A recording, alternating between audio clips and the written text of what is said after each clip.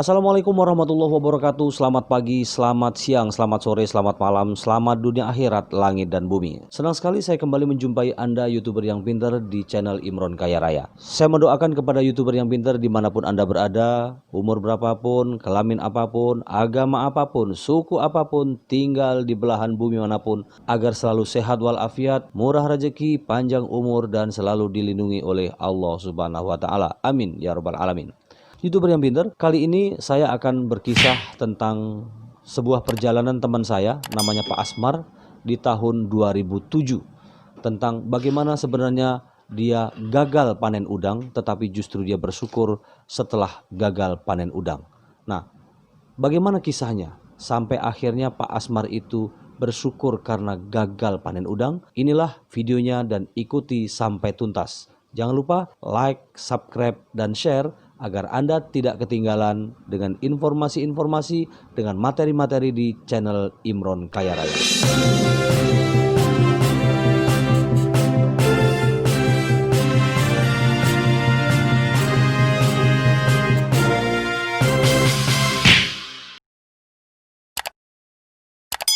Terima kasih Anda kembali bersama saya di channel Imron Kaya Raya. YouTuber yang pintar, suatu ketika di tahun 2007, teman saya namanya Pak Asmar datang ke rumah saya. Ketika itu saya masih di Tanjung Inim. Dia menceritakan tentang kegagalannya dalam meraup keuntungan dari tambak udang yang dia rintis dari nol. Modal yang dia keluarkan sudah mencapai 75 juta lebih. Bagi seorang pegawai negeri, bagi Pak Asmar modal 75 juta bukan hal yang sedikit tentunya.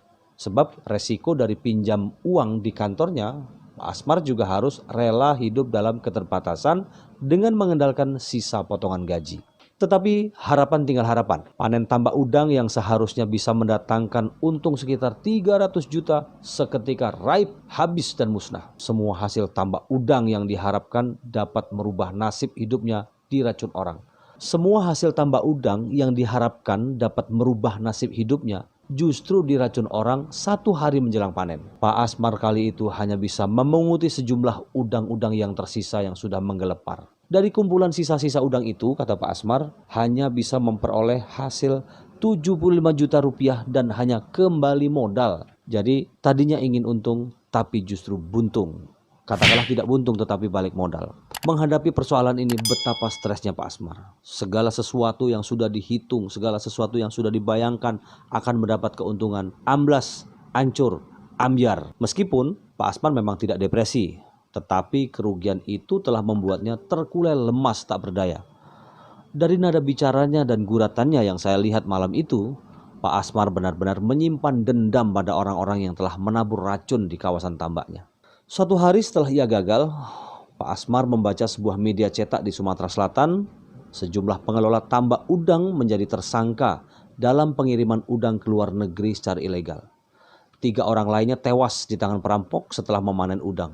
Mereka dibantai oleh sejumlah perampok dan tewas mengenaskan. Kegagalan Pak Asmar dalam panen udang tidak harus kita pandang sebagai laknat, atau tidak juga harus kita lihat sebagai hukuman dari Tuhan Allah Subhanahu wa Ta'ala.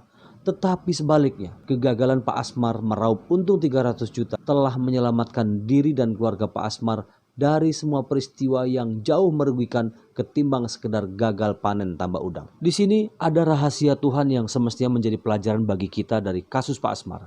Seandainya Pak Asmar juga mendapat hasil yang melimpah dari tambak udang, bukan tidak mungkin Pak Asmar juga ikut terjerat dalam kurungan penjara sebagai akibat ikut serta dalam pengiriman udang secara ilegal sebagaimana teman-temannya. Kalau ini terjadi, jelas status PNS Pak Asmar akan dicabut oleh negara. Pak Asmar juga akan segera menjadi terkulai di terali besi. Kedua, bukan tidak mungkin jika Pak Asmar juga berhasil menangguh untung 300 juta, Pak Asmar juga akan menjadi salah satu korban perampokan yang tewas mengenaskan dengan resiko anak dan istrinya kehilangan suami dan ayah tercintanya. Tidak ada kepedihan yang lebih sakit kecuali kita kehilangan keluarga. Akan lebih baik kita kehilangan harta dan benda, asal kita tidak kehilangan keluarga tercinta. Kasih sayang Tuhan, kasih sayang Allah Subhanahu wa Ta'ala tidak selalu dengan kekayaan, tidak selalu dalam bentuk keberhasilan material, tidak juga selalu dalam perjalanan karir yang gemilang, tidak juga dengan kesuksesan meraih untung besar dari tambak udang seperti yang diharapkan Pak Asmar, yang ternyata gagal dan musnah. Tetapi kasih sayang Tuhan bisa dalam bentuk kegagalan, bisa dalam bentuk lambatnya perjalanan karir, atau kecilnya keuntungan dalam bisnis, dan sangat mungkin kasih sayang Tuhan itu dalam bentuk pemusnahan hasil tambak udang sebagaimana yang dialami Pak Asmar. Dalam kasus Pak Asmar, Tuhan yang Maha Kuasa, Allah Subhanahu wa Ta'ala, sebenarnya sedang memelihara Pak Asmar dan keluarganya agar tetap utuh sebagaimana ketika keluarga Pak Asmar dibangun untuk menuju hidup yang lebih tenang, bahagia meski dalam keterbatasan.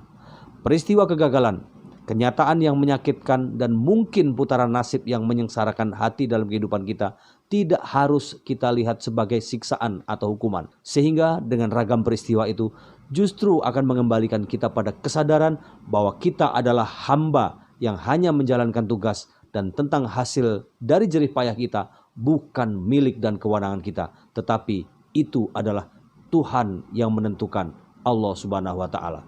Terima kasih, semoga bermanfaat. Selamat pagi, selamat siang, selamat sore, selamat malam, selamat dunia akhirat, langit dan bumi. Kita akan bertemu lagi di channel Imron Kaya Raya dengan tema yang berbeda. Wassalamualaikum warahmatullahi wabarakatuh.